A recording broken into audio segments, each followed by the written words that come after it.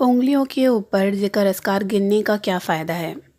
تو آپ نے یہ سنا ہوگا کہ اکثر کہا جاتا ہے کہ تسبیح پہ نہ ذکر اذکار کیا کریں، ہاتھوں کی انگلیوں کے اوپر آپ ذکر اذکار کیجئے۔ تو یہ بات صحیح ہے، لیکن کیوں؟ اس کا ریزن کیا ہے؟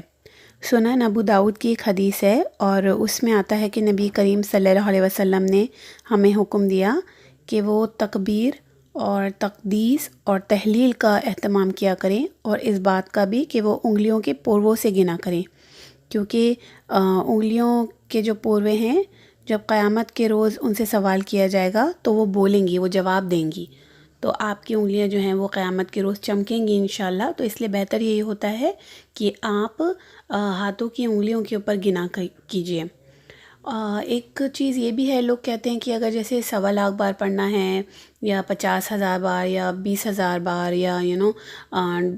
300 بار 400 بار ہمیں کچھ پڑھنا ہوتا ہے تو ہم کیسے انگلیوں کے اوپر اس کو گن سکتے ہیں؟ تو سوچنے والی بات تو ٹھیک ہے یہ، کتنی زیادہ گنتی اگر ہوگی تو وہ آپ کیسے انگلیوں پہ گن سکتی ہیں، لیکن دوسری بات جو ہے اس میں یہ ہے کہ آپ صلی اللہ علیہ وسلم سے جو عمل ثابت ہے وہ 100 سے زیادہ گنتی کا نہیں ہے، میکسیمم 100 ہے۔ آپ نے اگر کسی چیز کا ذکر اذکار کیا ہے تو وہ میکسیمم 100 ہے، 100 سے زیادہ اگر آپ کو پڑھنا ہے تو پھر آپ وہ بنا گنے پڑھیے، آپ کو اس کو گننے کی ضرورت نہیں ہے۔ بنا گنے تو آپ کتنا بھی پڑھ سکتی ہیں، لیکن اگر آپ کو گن کے پڑھنا ہے تو جو سنت سے ثابت ہے وہ 100 تک کا ہے۔